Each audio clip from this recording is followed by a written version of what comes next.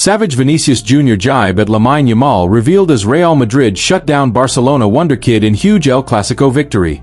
Vinicius Jr.'s savage on-field jibe at Lamine Yamal has been revealed.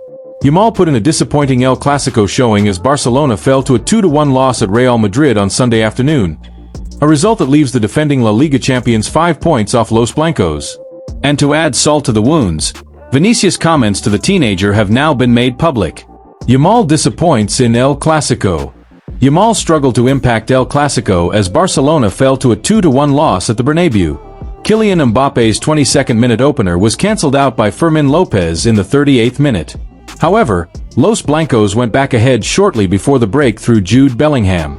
Mbappe saw a second-half penalty saved by Wojciech Szczesny, with a Pole stepping in for the injured Joan Garcia between the sticks, but it needn't have mattered as Real Madrid went 5 points clear at the top of the table. Yamal managed 2 shots and created 2 goal-scoring chances but was largely kept in check by the Real Madrid backline. And it's now been revealed that Vinicius Jr. launched a disrespectful jibe at the 18-year-old as Barcelona struggled at the Bernabeu. Vinicius mocks Yamal to his face. During the match, Vinicius and the rest of the Real squad appeared riled at Yamal for some of the teenager's pre-match comments. The Barcelona star said, "Yes, of course, they steal, they complain." When talking about Real Madrid on Twitch, Vinicius didn't pass up the chance to launch his own jibe at the Barcelona winger. "Nothing but back passes, huh? Just passing it back to the defenders," the Real Madrid star reportedly said to the teenager when they were in close proximity. The pair also had to be separated at full time as tempers flared between both sides. Pedri received his marching orders shortly before Cesar Soto Grado called time on El Clasico, with the Barcelona midfielder pulled up for a late foul on Aurelien Tchouameni after being carded for a foul on Vinicius in the first half. Vinicius was at the heart of the post-match confrontation as the Brazilian targeted Barcelona trio Alejandro Balde, Yamal and Rafinha. However, the forward wasn't the only Real Madrid star to have been caught dishing out comments to Yamal in a fiery El Clasico encounter at the Bernabeu, with Thibaut Courtois and Dani Carvajal also involved. Further bookings were dished out to Vinicius, Eder Militao and Rodrigo for their roles in the melee. Backup Real Madrid goalkeeper Andriy Lunin, meanwhile, also saw red in a feisty end to the clash. "You speak too much." Carvajal was caught exchanging words with Spain teammate Yamal in the center circle at full time, and the experienced defender reportedly said, "You speak too much. Speak now." Yamal tried to confront Carvajal, but was ushered away by Barcelona teammates. Frenkie de Jong, meanwhile, said of the post-match scenes at the Bernabeu, "I didn't see what happened. I was on the bench and saw a lot of people. When the referee blew his whistle, Real Madrid players went after Lamine. It's a bit exaggerated. You'd have to ask them. In the first half, we weren't sharp with the ball. Madrid hurt with their players up front. In the second half, we lacked the ability to create danger and clear chances. If Carvajal wanted to speak with Lamine, call him or text him. Your teammates, you know each other. Why do you have to make a scene on the pitch?" Xabi Alonso speaks out about Vinicius' drop. Vinicius was withdrawn in the 72nd minute and was furious when he saw his number go up as Xabi Alonso looked to bring Rodrigo on. Rather than sit on the bench, Vinicius instead headed straight down the tunnel and ignored the Real Madrid boss on his way off the pitch. Alonso has admitted he'll have a conversation with Vinicius following his subs drop, stating after the game, "Vini's character? There are different personalities in any dressing room. Right now we will enjoy the win, then we'll have a conversation for sure." Real Madrid are expected to maintain their lead at the top of the La Liga table when they welcome winless Valencia to the Bernabeu next weekend. Scott McTominay tipped to make shock Premier League return due to suffocating attention at Napoli after Man United transfer. Scott McTominay could be on his way back to the Premier League, just over a year after leaving Manchester United for Napoli. Despite guiding the Italian Giants to a Serie A title and becoming a fan favorite in Naples, reports claim the Scottish midfielder has struggled to adapt to the intensity of life off the pitch, with sources describing the attention as suffocating. McTominay dazzles in Italy. After a glittering debut campaign in Italy, McTominay's time at Napoli has taken an unexpected turn as per The Sun. The Scotland international joined the club from Manchester United in the summer of 2024 for around £25 million and played a pivotal role in their title triumph, scoring 12 goals and earning Serie A's Player of the Year award. His performances even saw him finish 18th in the Ballon d'Or rankings. However, as per The Sun's report, things have become more complicated this season. While McTominay has scored 3 times in the opening weeks of the new campaign, Napoli have found consistency harder to come by and sit third in Serie A, trailing AC Milan by 2 points, before their win over Inter Milan on Saturday. The midfielder is reportedly finding life off the pitch more challenging than on it, prompting talk that he could consider a return to English football sooner rather than later.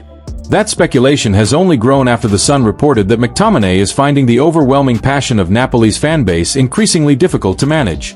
Despite being adored in the city, the constant public attention and limited personal freedom are said to have taken a toll. The same report suggests that several Premier League sides are already monitoring his situation closely ahead of next summer's transfer window. McTominay, suffocated in Serie A. According to a source quoted in the report, McTominay's struggles have more to do with lifestyle than footballing matters. Scott loves elements of Italian life and had a wonderful first season, the source said. But the passion of the fans can be a blessing but also make things difficult. He is treated as a god over there, but it means he finds it difficult to do simple things when he's not training. The attention can be suffocating. The Scots' profile in Naples has skyrocketed following his heroics last season, where he was often the driving force in Antonio Conte's midfield. His blend of physical strength, late runs into the box, and leadership have made him indispensable to the reigning champions. Still, McTominay's fame has brought challenges few expected. The streets of Naples are football mad, and top players are treated like royalty, a status that comes with constant attention from fans and media alike. However, the same fanfare can quickly turn into rage if performance levels drop and results fail to back the team. McTominay still scoring. McTominay's transition to Italian football was viewed as a bold step in his career after 22 years at Manchester United, where he came through the academy and became a reliable figure under multiple managers. His £25 million transfer to Napoli was primarily driven by United's need to comply with profit and sustainability rules, with the club reluctantly sanctioning his sale despite Erik ten Hag's preference to keep him. The move allowed United to generate pure profit in their books while McTominay sought a new challenge abroad. In Naples, the midfielder wasted no time silencing any doubters. He became the heartbeat of a Napoli side that dethroned Inter Milan to lift their 4th Serie A crown. His goals, leadership, and physical presence earned him Player of the Year honors and widespread praise across Europe. McTominay's success even sparked debates among pundits, with some calling United's decision to sell him a mistake, given how integral he became in Italy. What comes next? Despite the growing talk of discomfort off the field, McTominay remains a central figure in Conte's plans. His professionalism and form continue to make him one of Serie A's most valuable midfielders, and there has been no formal indication from Napoli that they are willing to part ways. However, with several Premier League clubs reportedly keeping tabs on his situation, the prospect of a return to England cannot be ruled out. Much will depend on how McTominay adapts to life in Naples over the remainder of the season. Should the off-field pressures persist, a summer move might suit all parties, especially given Manchester United hold a 10% sell-on clause for his transfer.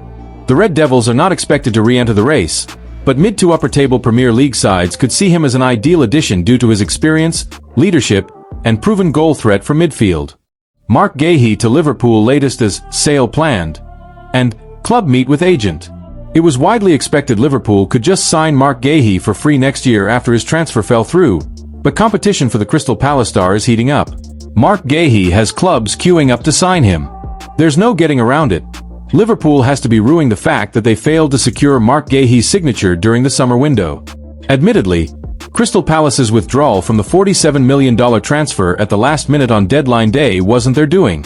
However, whilst Arne Slot's attacking options were strengthened not once, not twice, but 3 times with the substantial acquisitions of Florian Wirtz, Hugo Ekitike and Alexander Isak, his obvious center-half shortage remained unaddressed for far too long.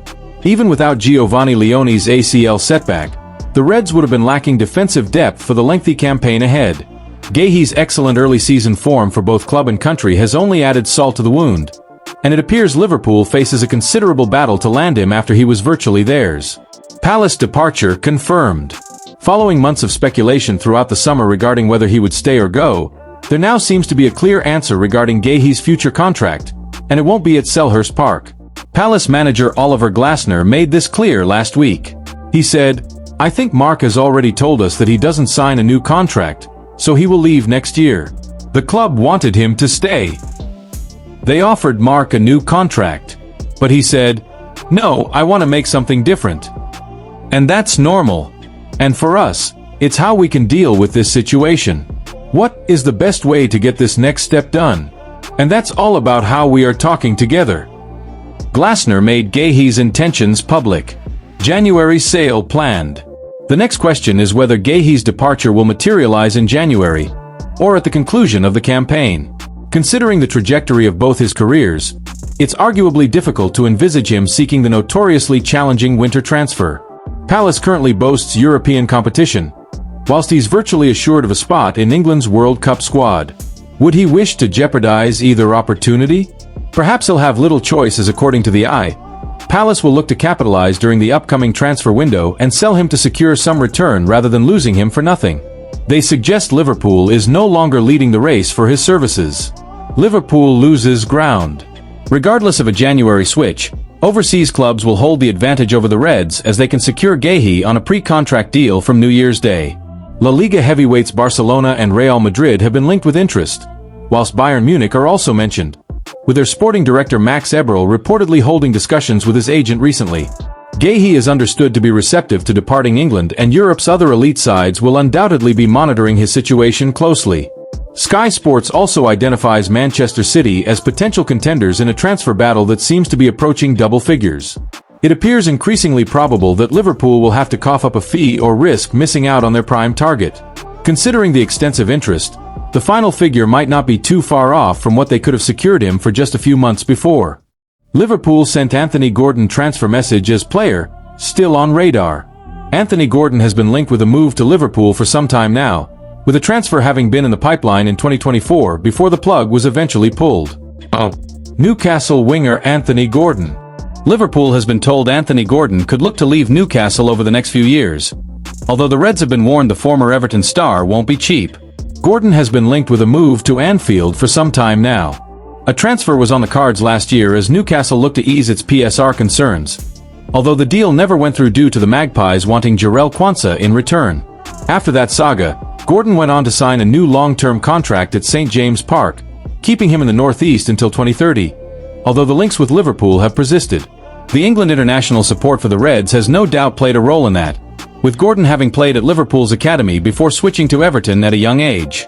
He has also made no secret of his admiration for some of Liverpool's legends, such as Steven Gerrard and Mohamed Salah, and former Newcastle star Chris Waddle believes a move to Anfield may still be on the cards, although not anytime soon. Speaking to Boyle Sports, who offer football betting, Waddle said, "I don't know how much money Liverpool have left. They've spent a lot." Anthony Gordon came close to a move to Liverpool last year in 2014. I think they were looking at Anthony Gordon because they were thinking about Luis Diaz moving to Bayern. Diaz is a really good player who played well for Liverpool, so they were probably lining up some money to replace him. They went for Florian Wirtz and they have other players now. Gordon may still be on their radar, but maybe next season or the season after. I think Anthony Gordon has a long-term deal at Newcastle, so if they do come for him, he won't be cheap. It will be a situation where a lot of money is involved. At the minute, Liverpool's problems are more than just a left winger, so I can't see anything happening there.